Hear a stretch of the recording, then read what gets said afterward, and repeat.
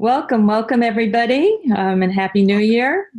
Thank you for joining us today at the ZOA Book Club.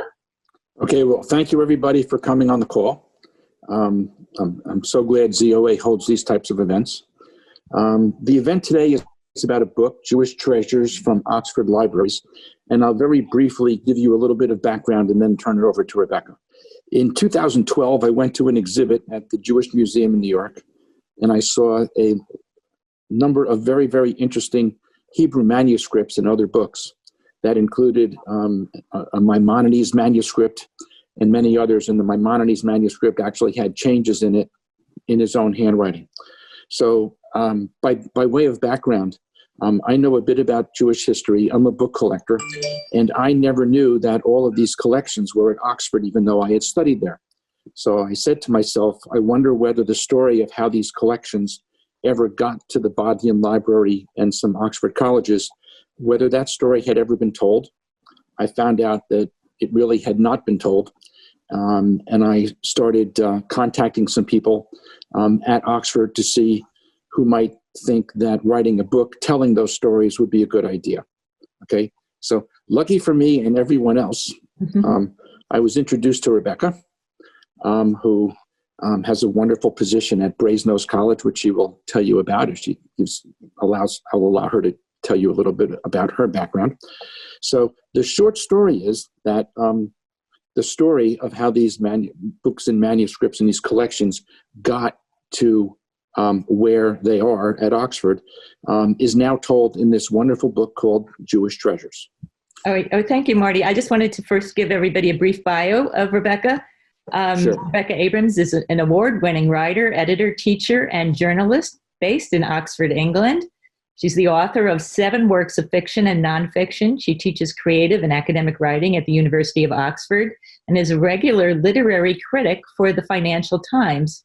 Her most recent book, published in May 2020, which we're discussing today, is Jewish Treasures from Oxford Libraries, co-edited with Cesar Mirchan-Haman, and it's currently on the list for the UK's prestigious Wingate Literary Prize. And according to Professor David Stern at Harvard University, it's vivid, lavishly produced, and fascinating, a triumph of bookmaking, and we'll all see that that is definitely the case today. Thank you. Rebecca, please go ahead. Hi, well, hello everybody. Marty, thank you very much for that very generous introduction, and Liz for yours as well, and thank you for inviting me to talk to you. And I should just tell anyone who's listening, I'm sitting in a very dark, cold, gloomy Oxford at the moment. We're all in lockdown. We've been put back in lockdown. But it's a great pleasure to talk to a Jewish American organization, because apart from anything else, you say my surname right. Whereas no one in England can ever say Abrams right for some reason. So thank you very much for that. And yeah, let me just pick up where Marty left off with how this book came about. You know, we're immensely proud of it for several reasons. And one of them, why did Oxford suddenly decide to publish this collection after all the collection had been there for a long time? And it certainly had. I mean, the collection started with Thomas Bodley back in the 17th century, the very beginning of the 17th century. And you might well ask, why has it taken until now for the Bodleian Library to publish a book? And I think, well, part of the answer is just Oxford University moves at a very glacial pace. You know, it does things kind of slowly. It's not in a rush. I don't think it's changed its curriculum very much in the last sort of 600 or 700 years. So it just takes its time to get to things, is one answer. I think the other thing is that sometimes the library has a lot of things it's doing.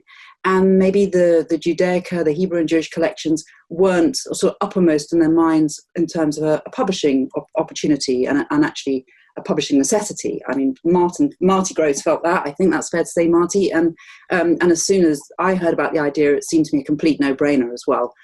Why? Because this is one of the greatest collections of Jewish books and manuscripts in the world. It's one of the top collections in the world. It's both in terms of its quantity and its quality. So it's really special collection. And it's true that really, primarily, it's been attended to by librarians, collectors, scholars. It isn't very well known beyond academe. And what was very important to me right from the start was that we find a way to make these amazing collections accessible to the general public.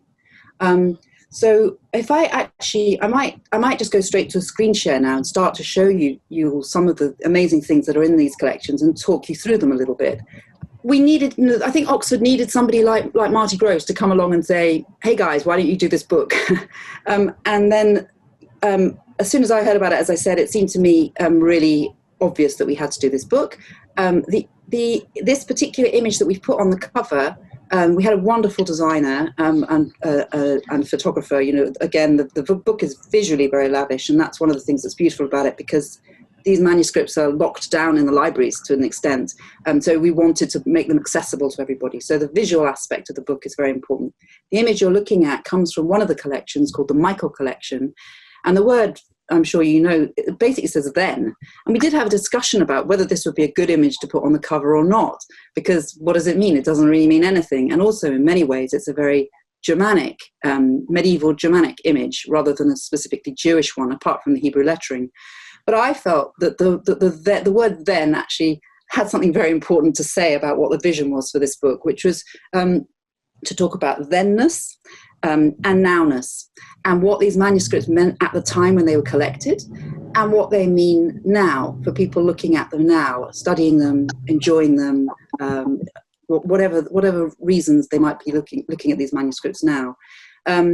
So when I say what did they mean then, this was always part of Marty's vision for the book, and it was one I completely was on board for, which was that we shouldn't just look at the manuscripts.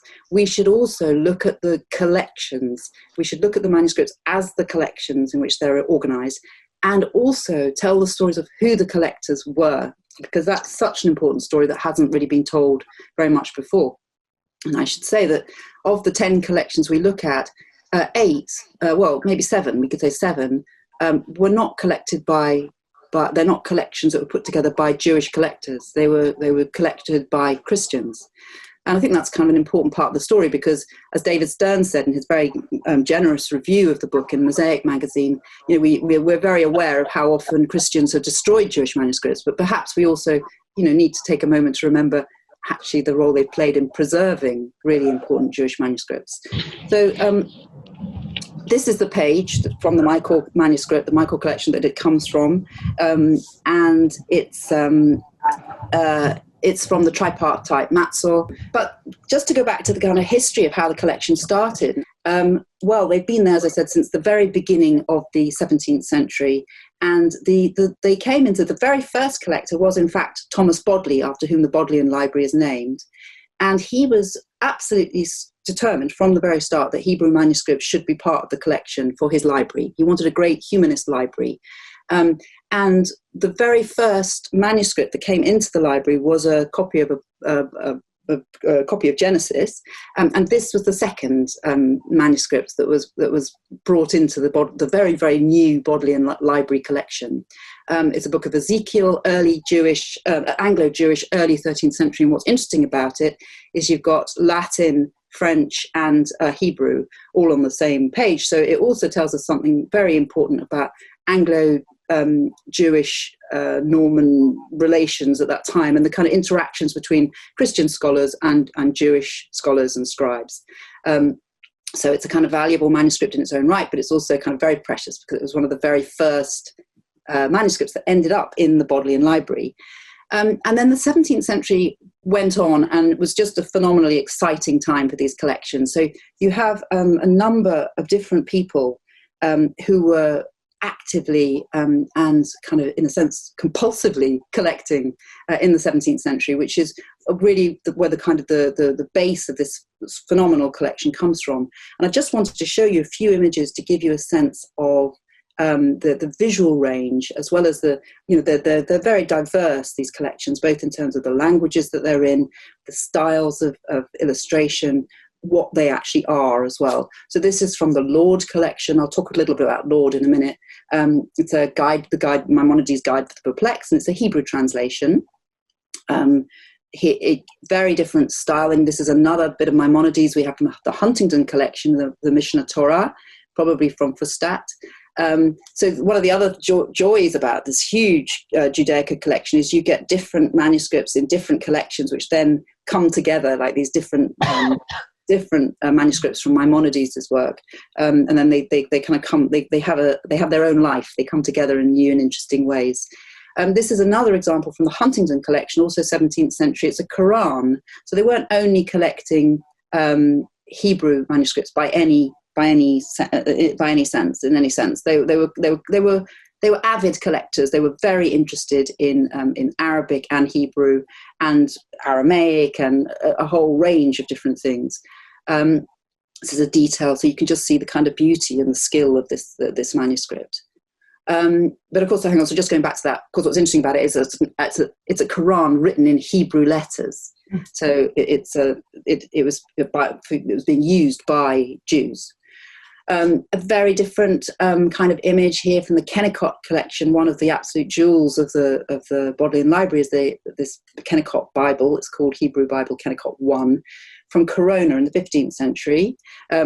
Lovely, very beautiful illustrations around the borders, but also these kind of Moorish arches. So I think the collections speak visually to the diversity of Jewish life. So there's the lives behind, there's the life of the manuscripts, and there's the lives behind the manuscripts. Here's another example, again, a very different style visually, which really reminds us of the diversity of Jewish life and the different places in which it was taking place. This is Rashi's commentary on the Pentateuch in the Kanonichi collection, Italian, 14th century, late 14th century. So just as an example of the kind of the range, the visual and content range of these collections, I hope that just gives you a flavour. I think what's also important is that to remember that they're not just visually beautiful. These were also objects which were in use. So they tell us a lot about how Jewish life was taking place and how Judaism was being practiced in different places. This is also from the Kennicott collection, an Ashkenazi Humash, and what's rather wonderful about it is that you can see the writing here, the different ownership bits of information here beyond the text. You have the names of the owner's children. At one point, he names 3 of his children who were born during the time that he was the owner of this Humash. And then later on, you have the names of the censors, of various Italian censors, who were themselves Jewish converts, which also tells you something about the kind of pressures that Jewish people were living under in Italy at this particular time. So the manuscripts the fact that they were being used also tells us a lot about how Jewish life was happening in different places. So you have some collectors who were really focusing on Ashkenazi material, some were focusing on Sephardi material, and some were just collecting absolutely everything. So they were very not indiscriminate isn't the right word, but they were very eclectic in their interests, very scholarly and very knowledgeable, and just very, very curious. This was in the 17th century, particularly. This was a really burgeoning field of study, and people like Robert Huntington, Selden, Lord were really hungry to get their hands on this material so that it could enhance their own scholarship and their own understanding. So let me just kind of pause a moment and just say, I mentioned earlier that one of the things that was really important to us in this book was to tell the stories of the collectors. So collectors often get rather kind of left out of the picture. They're these kind of invisible people that unless you're in the collecting business, you never really know about. Even though I've lived and worked in Oxford for 30 years, taught at Oxford University, I didn't know who the people were who these collections are named after. So Pocock, Selden, Kanonichi, Michael, they were not names that actually meant anything to me. And I thought, well, if they mean nothing to me, there's a good chance they're not going to mean much to a lot of other people out there. So telling the stories of these people, these amazing individuals, really remarkable individuals, not necessarily likable individuals, but certainly remarkable individuals, telling their stories as part who they were, why they were collecting, not just what they were collecting, why they were collecting, and what the reason for their collecting was as well, was a very, very, very important part. So each chapter focuses on one collection, but it also talks about the collector. So who are these collectors? Well, so Kanonichi, for instance, Kanonichi was a Jesuit priest living in the trained as a Jesuit priest, living in the 18th century, sort of middle of the 18th century, was born in 1727. And he was a businessman, basically. He was a collector, but he was also a dealer. He trained as a priest, but he became a passionate book and art dealer in the 70s and 80s. He lived between Venice, Parma, and Bologna. And the reason he became a dealer rather than a true collector was because he had no money. And in one of his letters, he said, "I am tied up like a dog and I'm always broke." And he was complaining because he didn't have enough money to buy some manuscript that he wanted. The fact is he did manage to buy a lot of very precious manuscripts, and he left to his heirs thousands of printed books and manuscripts in many different languages, written between the 8th and the 18th centuries. And he had a particular passion for Bibles, in fact, in all possible languages. So a very different kind of collector was Archbishop Laud. Now, William Laud was the first big collector, and he lived in the 17th century, but so about 100 years before. He was the century before Kanonichi. Sorry, Kanonichi was 18th century. I should have said 1727. Laud was a century before. Very powerful, very influential person in Britain at that time, in England at that time. He was the Bishop of London. He was the Chancellor of Oxford. He was the Archbishop of Canterbury. He was also very good at making enemies, and was eventually had his head chopped off in the Tower of London for high treason.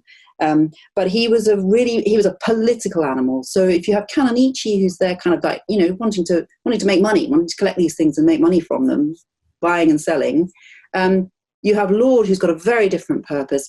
Archbishop Laud is motivated by politics and religion. He wants to enhance his version of Christianity through this great intellectual arms race, gathering manuscripts to Oxford University for the prestige of the university, but also for political purposes, to make sure that the church that he was feeding had the views that he wanted.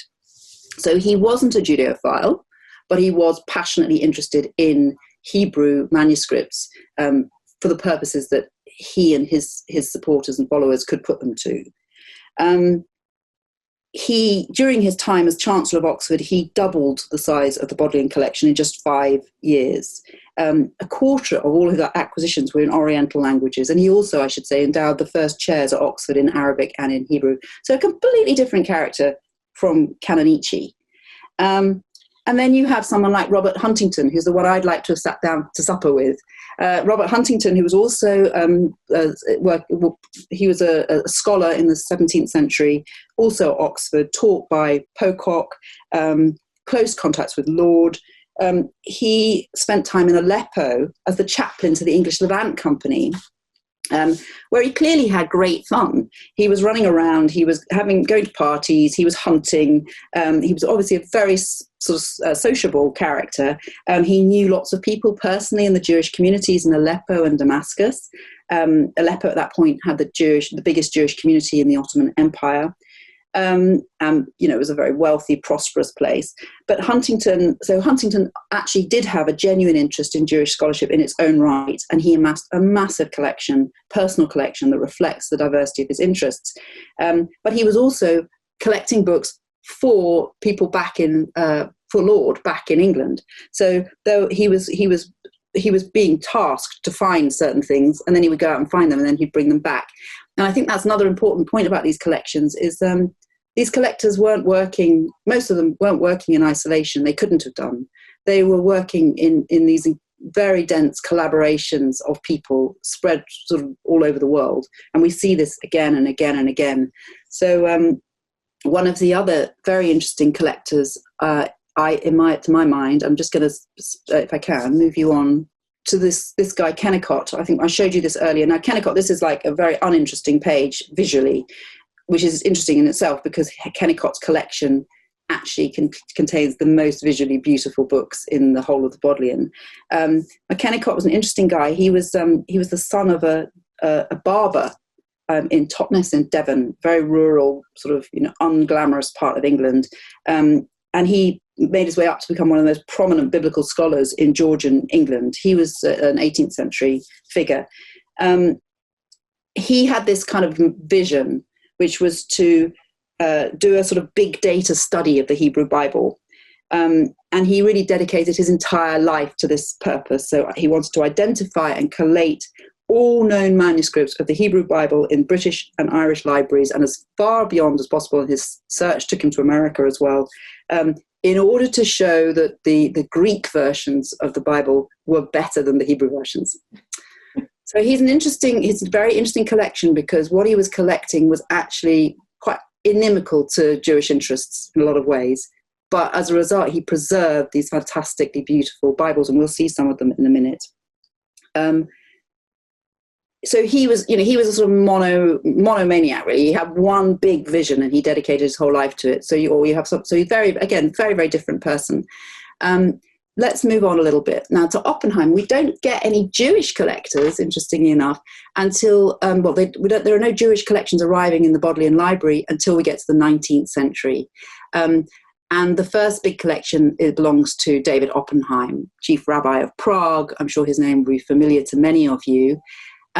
Oppenheim was, in a way, a kind of mixture of the people we've talked about, in the sense that he was both collecting for the sake of collecting and building up this. He wanted to build up a library of Jewish books. He had a phenomenal, Joshua Toplitsky has a brilliant chapter in the book about, Oppenheim and what motivated him. And he really wanted to have the biggest library of Jewish books in existence. That was his plan. But it was also a working library for him. As a rabbi, as a scholar, he referred to his books. He used them all the time, not just for his own intellectual interest, but also so that he could advise and adjudicate on issues that were coming up in the communities that he was overseeing. And he was also inundated with letters from scholars saying, how do I understand this? What do you think of this? And so he was actively using his library. It wasn't just gathering dust on the shelves. And one of the things that was remarkable about Oppenheim is that from the very start, he knew what he was doing. He knew that his vision was to create this massive library of Jewish manuscripts and books. And he had a catalogue from the start. So he had an organizing principle for his collection right from the start. And this is what you're looking at here. It's a page from Oppenheim's catalogue. His books, although Oppenheim actually was born in 1664 in Worms, and he died in 1749, there were no buyers for his collection, which was really tragic and kind of seems extraordinary, but of course it is often the case. And there are still Jewish collections being broken up as we speak, I'm sure.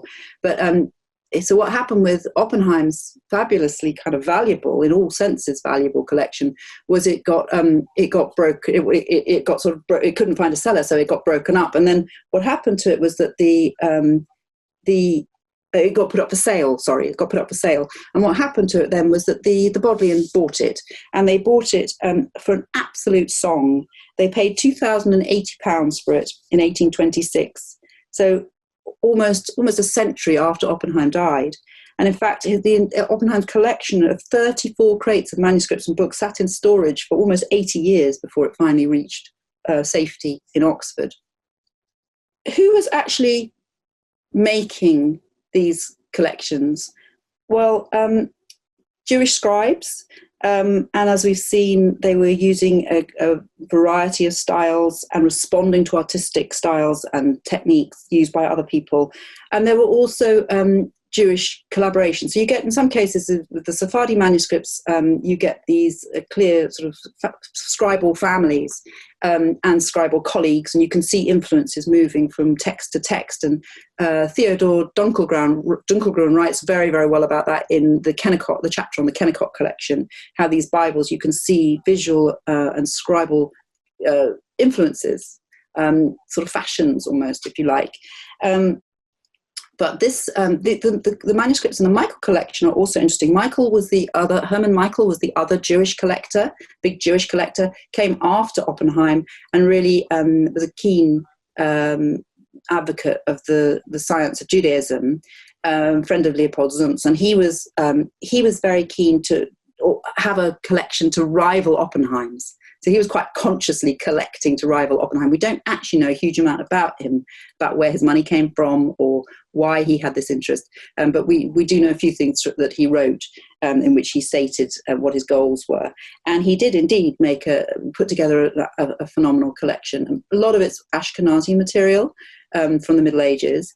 And manuscripts like this one, the tripartite Mazzo from the Michael collection, are interesting because of the ways that they've stirred up a lot of debate amongst scholars about the collaboration or not, close collaborations or not so close collaborations between Christian artists and Jewish scribes. So here you have the first page of the Erev Yom Kippur, Kol Nidre, very solemn kind of moment with these very, very noisy illustrations of horns blowing and serpents fighting and hissing and all sorts of things going on here.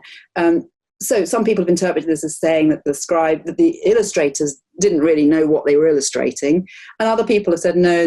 There's lots of symbolism in these images, which is completely appropriate. So you can carry on kind of arguing it out as you want, but it's interesting that what is clear is that there's a sort of area that we don't really quite know enough about still, but these manuscripts kind of are very tantalizing in what they ask us, the questions they raise. So here's just a more detailed version of that picture.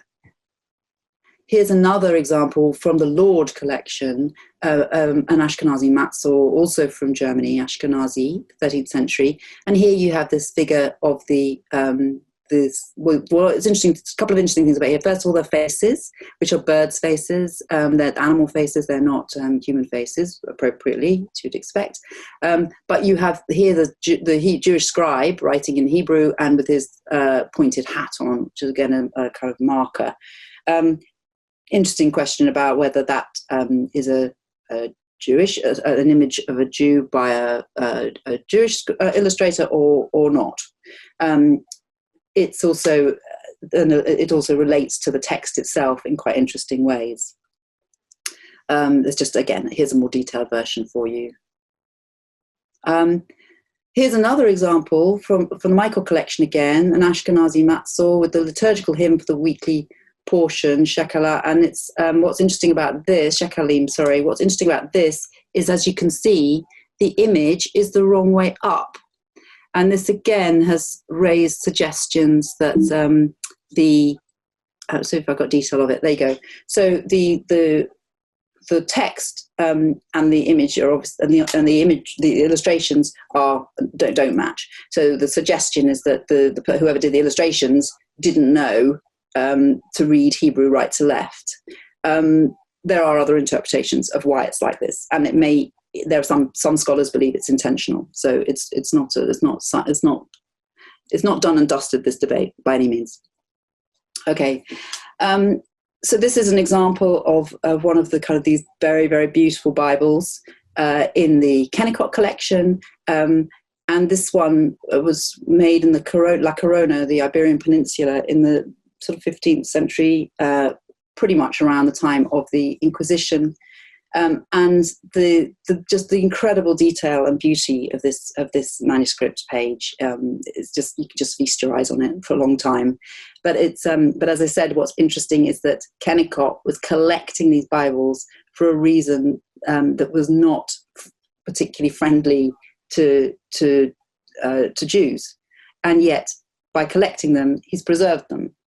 And we have other examples of this from other collectors in the Bodleian. I just wanted to show you a couple of these very lovely Italian manuscripts, again, because of what they tell us about Jewish life at the times that these manuscripts were made. Not just diversity within the Jewish, the global Jewish community, but also diversity and interaction, interaction with the communities in which they were part. So when you look at a manuscript like this, which is a legal code, the Abba Turim by Jacob ben Asher, made in the 15th century, sort of 1437 to 1438, I think. What's obviously so striking about this is just how Italian it looks. So you have these very beautiful sort of classic, sort of just what you'd expect of an Italian Renaissance Italian manuscript in a Jewish context, and this rather nice Italian landscape in the back of the image. There's another detail of it. It's a Jewish wedding, and the legal code in this manuscript refers to the rules about marriage and divorce. But again, there's just delightful images which would sit in any Renaissance Italian manuscript of that time. So these kind of cultural interactions also tell us that actually Jewish life wasn't separated and segregated at this point in Italy. It might not have been easy and happy all the time, but it was there was a lot of cultural flow, shall we say. This is another example of a Pentateuch from the Kanonichi collection, a tiny bit later. And here, I don't know if you can see the detail at the top of the page, there's a unicorn. There's a naked Adam and Eve, and the serpent with a female face. And then here you have the unicorn, the lady and the unicorn, with a very Christian iconography of purity and virginity. Why? Well, it's probably a reference to the patrons of the person who commissioned this manuscript, this Pentateuch. So the Christian iconography creeping in here, it's not Christian in intent. It's a way of acknowledging patrons. So it's again quite a complicated story. Here's a more detailed picture of that with the two unicorns.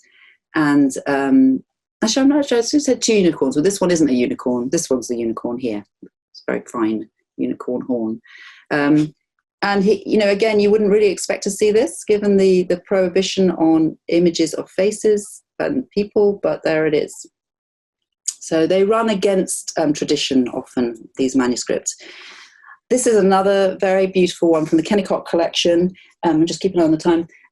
And what's again very interesting here is incredibly playful, doesn't fit into any particular category. It's a sui generis, it's his own thing.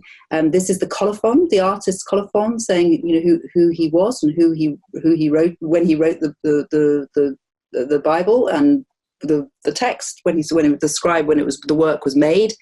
And you can see he's just having great fun. I mean, it's tremendously inventive.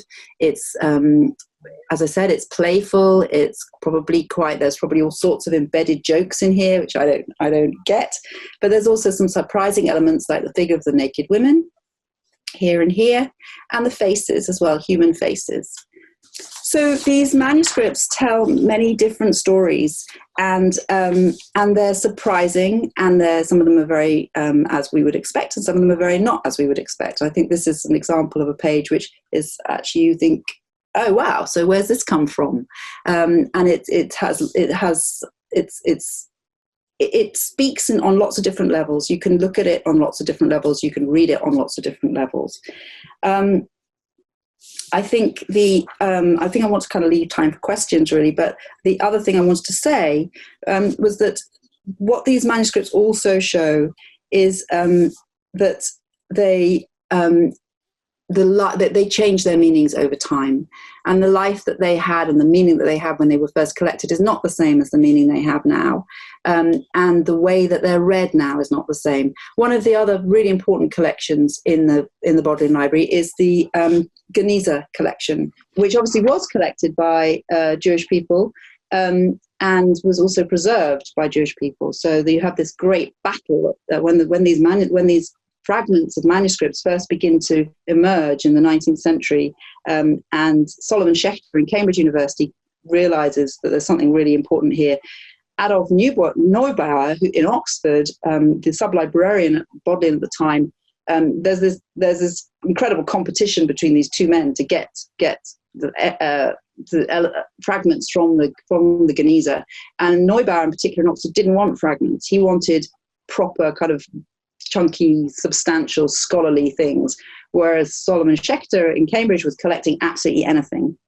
Eventually, the two universities came together, and in fact, recently they've been digitized thanks to the Polonsky Foundation, and now there's open access to both what there is in both. But in Oxford, there are 4,000 fragments from the Cairo Geniza, 25,000 pages, including the oldest dated copy of the Babylonian Talmud, 20 pages of autographed draft of the Mishnah Torah, and everything else from rabbinic commentaries to shopping lists.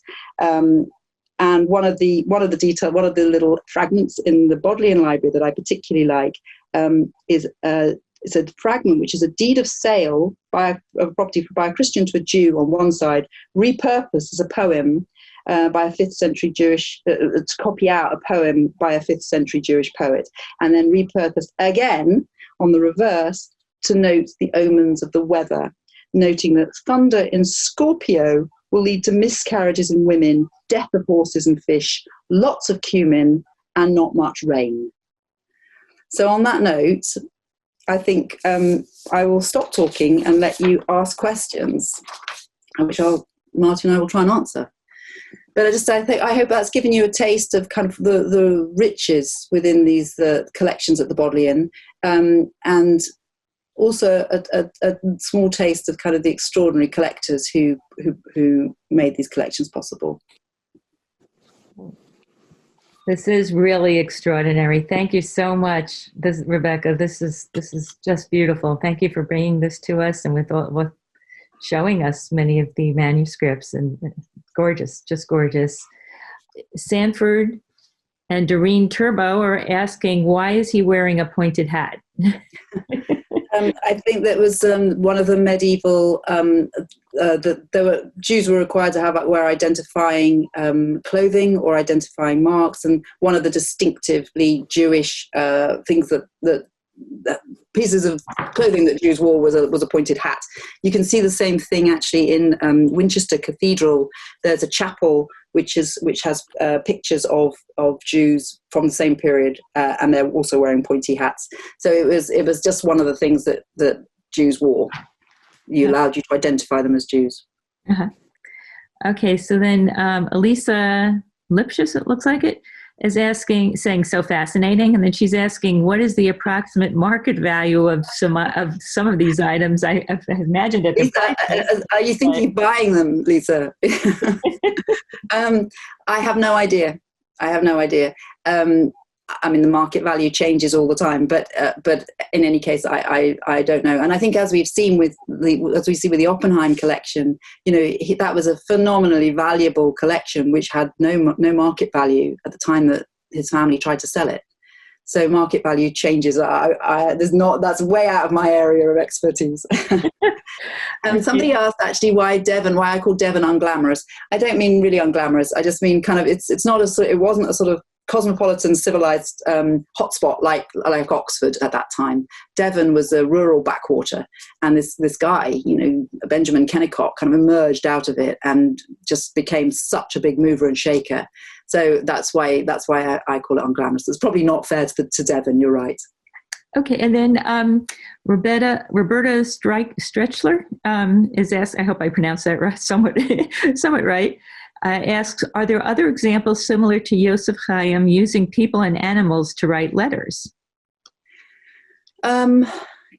Well, that's a very good question. And I think there is, yes, I think in the Kennicott collection, I'm right in saying that there is another Bible which also uses this same style of colophon, but because of these scribal families and scribal influences. I don't know, I think it's pretty much I think it's quite unique, though, to this particular scribe. It's not common, but it is. So this particular way of doing it, I think, using people and animals. There are in the collections altogether. The illustrations, the illuminations, do often use people and animals, but not necessarily to write letters. What you do also get, though, is you get micrographia, which is this tiny, tiny, tiny writing.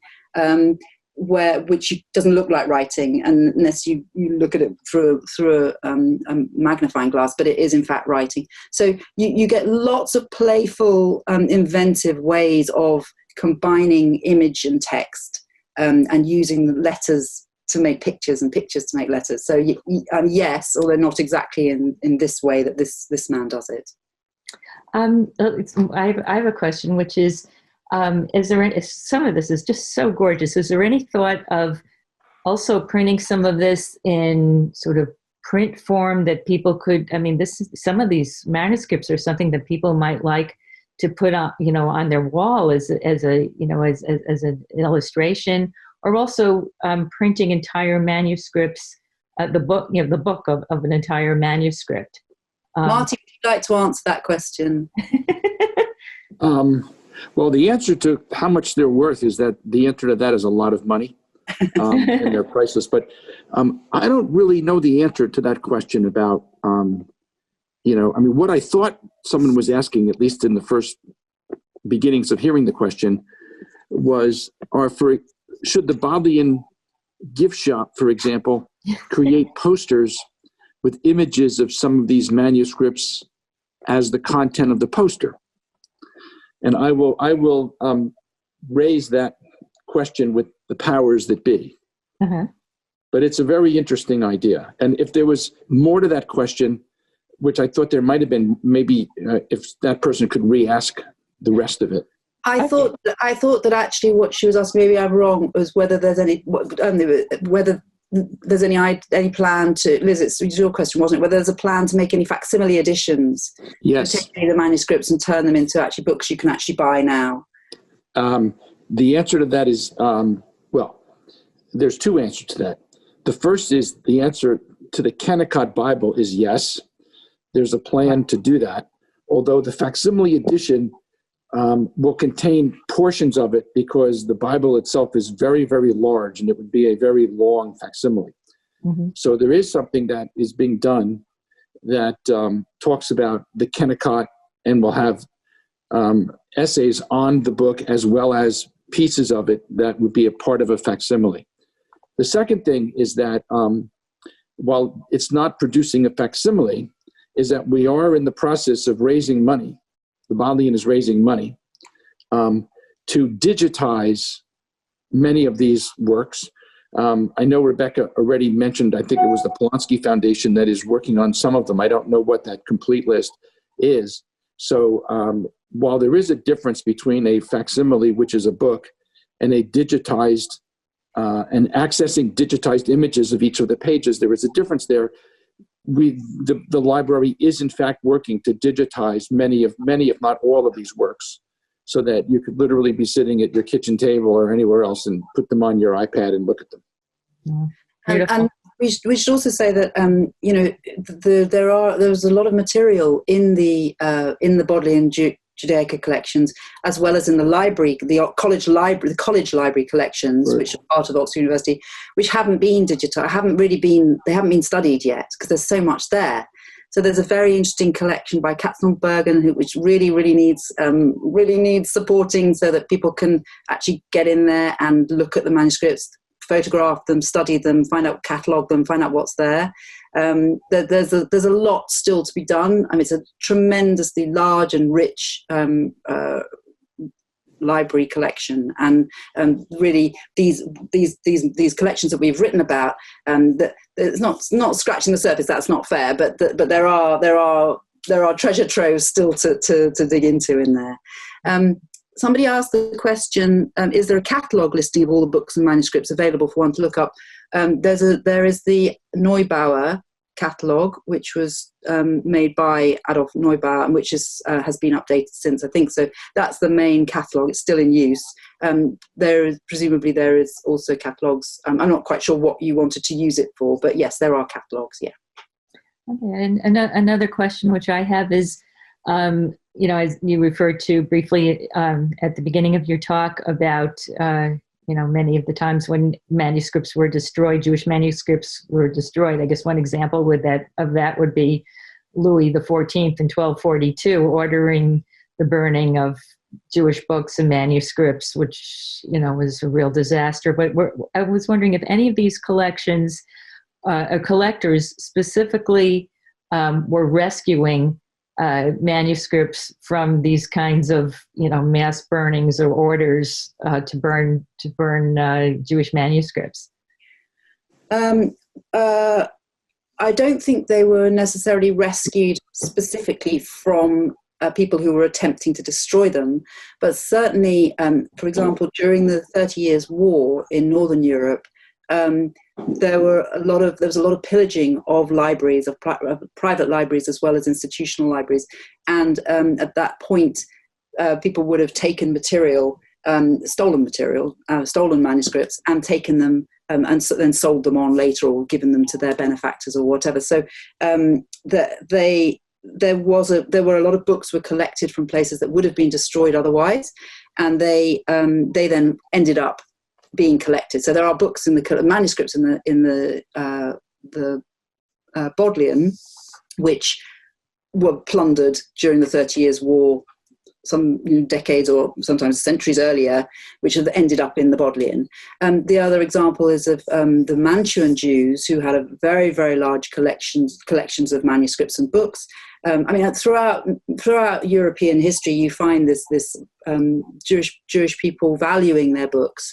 They were often given as part of the wedding dowry. They were often part of the collection, part of the assets and the estate of a Jew when they died. With their books, they would give books as gifts.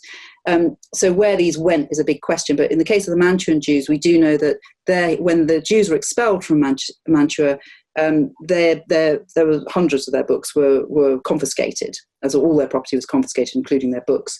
And some of these have ended up in the Bodleian through various kind of complicated routes. So yes, I mean they have. I mean, there's one thing that to be said is that the existence of these great national libraries is just so important in preserving knowledge, and knowledge can't really be owned at one level. But the preservation of the forms in which knowledge is written down is so important. And I love the fact that, that even the people who are collecting these manuscripts couldn't control what was done with the knowledge they contained. They could control the object, they could bring it into their possession, they could sell it to a library, they could hide it, they could do whatever they wanted to with it. But the knowledge that the manuscript contains has a kind of freedom. And there's something kind of rather beautiful about that to me, and very, very important at this moment in time as well to remember that. Can I just add something to that? There is a book called Burning the Books by Richard Ovenden. And Richard Ovenden is the current head of the Bodleian Library at Oxford. Okay. And what's amazing about this book is that going back to Mesopotamia all through the Nazis and after, it discusses all different historical episodes where knowledge was attacked and books were burned. Okay, there was an estimate that there were 100 million Jewish books destroyed in the Holocaust. If there were 6 million Jews, that's 15 per Jew, and that doesn't count what was in libraries. Okay, and two of the most incredible things about the digitization project, which I hope I won't get into trouble with more re-mentioning that, we're raising money, the Bodleian's raising money for that, is that two things are accomplished when you digitize the books. Digitization, if anybody doesn't know what it means, it basically means you take a picture of each page and it's now in the web, in the cloud. And the first thing that you do is it's no longer destructible. Now that it has to take care of things, but it's basically the images are not able to be burnt because they're on everybody's computer screen and been downloaded. The second thing is that it completely democratizes knowledge because anybody anywhere can go on their iPad in their kitchen table or wherever they are and just look at them. So you don't have to go to Oxford to study them. But as I was reading his book, I wasn't aware, and Rebecca, you'll correct my history here, but I think it was in the 1500s that there was massive destruction of books in England. And was it by the Protestants destroying Catholic books? Did I get that right? That's exactly right. So there was an incredible number of Catholic books in churches, Catholic churches, in England in the 1500s, I think it was, that were destroyed by English Protestants. So we shouldn't think that Jews were the only people whose books were destroyed by non-Jews. There were many Christians who destroyed Christian texts because they were from different sects. So I just mentioned this book to you, Burning the Books by Richard Ovenden. It talks about Mesopotamia. It talks about how libraries have been destroyed because people thought that by destroying the library, you're basically destroying one of the great symbols of the national ethos of the people you were fighting. Okay, when Catholics came into Spain, they very often tried to destroy Hebrew or Muslim manuscripts written in Arabic. So the attacking of books of one people by another people is not something that Jews held a special pride of place for. But they did have their pride of place, but it wasn't an exclusive club. So I just mentioned the burning the books because this is all about preserving knowledge. This book talks about the history of the destruction of knowledge. Let me just leave that comment. It's a really important point, actually, because it was the fact that the Protestants had been had destroyed and burnt, public burnings of so many Catholic manuscripts, or manuscripts with a Catholic taint, as they put it, in the century before Thomas Bodley, which was why Oxford University didn't have a proper library, because the library there had been a library, but it had been sort of destroyed really by this cultural cleanup. I mean, that's a positive gloss, it's not how we see it now, but they saw it as a cultural cleanup. And Thomas Bodley, who was himself a Protestant, was actually horrified by this, because he did not approve of burning books. And he came, when he realized what a terrible state the Bodleian Library was in, or the Oxford University Library was in, that's when he came up with the idea to set up a new university library, which then was the one that we have. So yes, it's exactly because of Christians burning other Christians' books that there was a need for a new library in Oxford. I should also say that I mentioned that Kennicott was collecting Jewish manuscripts for a sort of, I'm not sure we can say anti-Semitic, but it certainly wasn't Judeophilic purposes. But he wasn't the only one. There's a collection, the Reggio collection, by a rabbi called Rabbi Reggio. He was collecting Kabbalistic texts in order to disprove the validity of Kabbalah. Now, in fact, what has happened as a result of that is that he preserved very, very important Kabbalistic texts, which are now kind of the subject of very keen scholarly interest. So yes, I mean, it's not an us versus them in the history of knowledge. There are plenty of people who do bad things when it comes to knowledge and books and manuscripts, and we're just incredibly grateful that the Bodleian has preserved this supreme resource. Yeah, I think there was a quote by Michael, was it, where it talks about these Bodleian collections as being monuments created by Jews but preserved by non-Jews. So the interplay here between Christian Hebraists who wanted to collect these texts because they wanted to study the Bible and religion, they were interested in Hebrew and the Bible and the language, but nevertheless the result was the saving of these documents. And if you just contrast what happened in Europe, what the Germans did to Jewish books and what the British did to Jewish books and Hebrew books, you can see two very different cultures at work. Enough said. It was seen as very tragic, wasn't it, when the Oppenheim collection and the Michael collection couldn't find buyers in Germany.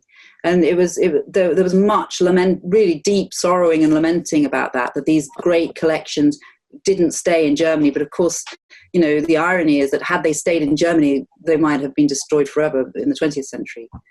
So it's a complicated story. But I really would urge, if this has whetted anyone's appetite, I really would urge you to read the book, because the scholarship, but also the knowledge and the stories of these manuscripts and the people who collected them and what happened to them in each chapter in the book they're written by people who really know each of these collections in much more detail than I do, and who tell the stories wonderfully. So I would really, and also I've just shown you a tiny, tiny fraction of the images. There are 140 color plates, so I've shown you 10. So there's so much more in the book.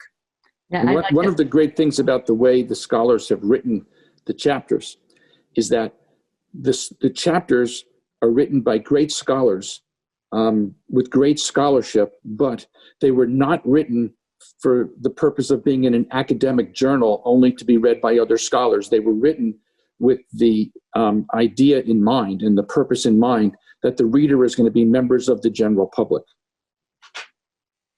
not highly technical things that would only interest academics. Thank you. Do we have time for one more question? I guess there's a question about, is there cooperation with the National Library of Israel, especially in the realm of digitizing manuscripts? At the last question, and then we'll do you know the answer to that, Marty? I don't actually know the answer. I imagine there's great collaboration between all the great libraries. Sorry, there is collaboration. I don't know the parameters of all of it, but I think that there is a project right now that is trying to, and I'm not sure I think it's the National Library of Israel who's behind it, but I'm not 100% sure. And if so, it's in collaboration with others, that they're trying to get a single database that will list every single Hebrew manuscript that is known. So every Hebrew manuscript, I think it's called the Kativ Project, but I double check on that, where they're trying to have a single database to identify where, in what institution or in whose hands every extant Hebrew manuscript currently is. That is phenomenal. Well, thank you both. I'd like to urge everybody to purchase this beautiful, beautiful book. It's really a phenomenal book, and thank you both for coming here. I will give you both a chance if you have any final words. I'm just going to hold up a copy of it, and this. Here we are. So you can actually see physically. It's a very That's Jewish Treasures. This is Jewish Treasures. No, it's just a real pleasure to talk to you, and thank you very much for giving me this opportunity.